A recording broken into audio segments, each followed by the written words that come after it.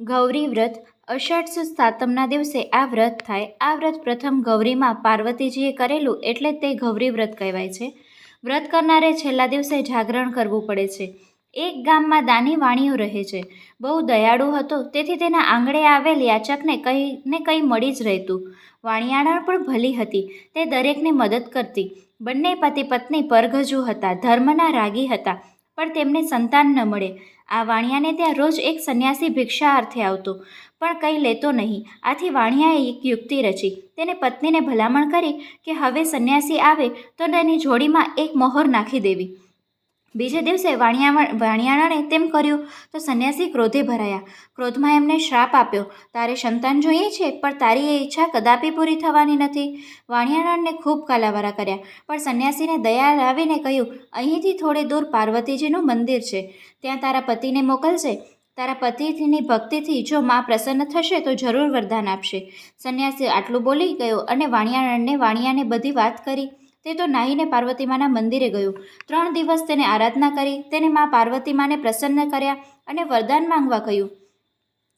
વાણિયાએ પુત્રની માંગણી કરી. પાર્વતીમા બોલ્યા, વત્સ, તારા ભાગ્યમાં સંતાન પ્રાપ્તિ નથી, છતાં તું મારા શરણે આવ્યો છે તો 21 વર્ષ જીવે એવો દીકરો, અગર પરણ્યા વગર પછી તરત વિધવા થાય તેવી દીકરી આપું. કહે, તારી શું ઈચ્છા છે?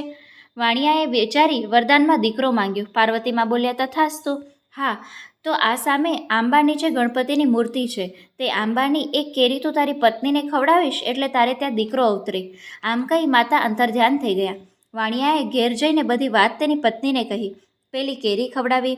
ત્યારથી વાણિયાણને ચડતા દિવસો થયા. તેને પૂરા માસે એક છોકરો અવતર્યો. તેનું નામ શંભુ રાખ્યું. શંભુ લાડકોડમાં ઉછરવા લાગ્યો. જોતજોતામાં શંભુ 19 વર્ષનો થઈ ગયો. ભણી ગણીને તે પ્રવીણ બન્યો. એક વખત શંભુ તેના મામા સાથે કાશી નગરીએ જવા નીકળ્યો. વાતમાં લાંબો પથ ઝટ કપાવા લાગ્યો.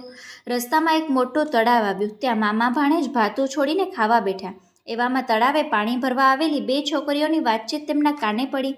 શાંતા કહે, બહેન કાંતા, આ વખતે અષાઢ માસમાં તું મંગળા ગૌરીનું વ્રત કરજે. એ વ્રતનો મહિમા એવો છે કે તે જે સ્ત્રી કરે તે વિધવા થાય નહીં. હું તો દર વર્ષે અષાઢ માસમાં ગૌરી વ્રત કરું છું.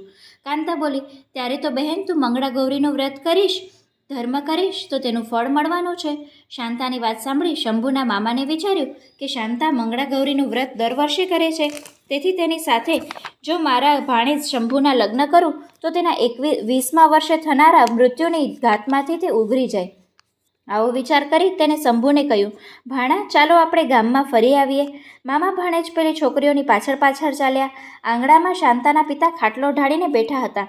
મામાએ તેમની પાસે જઈને ગામ વિશે પૂછપાછ કરવા માંડી.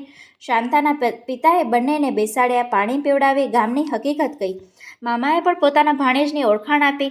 ત્યાં તો શાંતાના પિતાને કંઈ યાદ આવ્યું. રૂપાળા શંભુને જોઈ તેને મનમાં વિચાર કર્યો, મારી દીકરી શાંતા પરણવા લાયક થઈ ગઈ છે અને નાથમાં મૂર્તિઓ શોધ્યો જડતો નથી, તો આ જવાન સાથે તેનું નક્કી કરું. ધર્મના કામમાં ઢીલ છે. બંને પક્ષની સંમતિથી શંભુ અને શાંતાના વિવાહ થઈ ગયા. આવતા વર્ષે માગસર સુદ ત્રીજના શુભ લગ્ન પણ નક્કી કરી દીધા.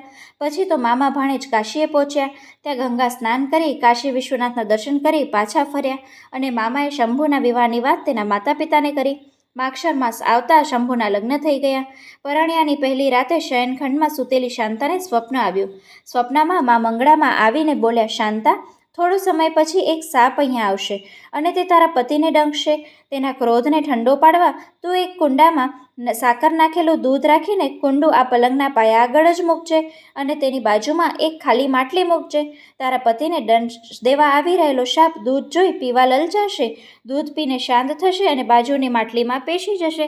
તે વખતે તારે પહેરેલો સાલ્લો ઉતારી તેના વડે માટલીનું મોઢું બાંધી દેવાનું અને સવાર પડે ત્યારે તે માટલી તારી સાસુને આપી દેવાની.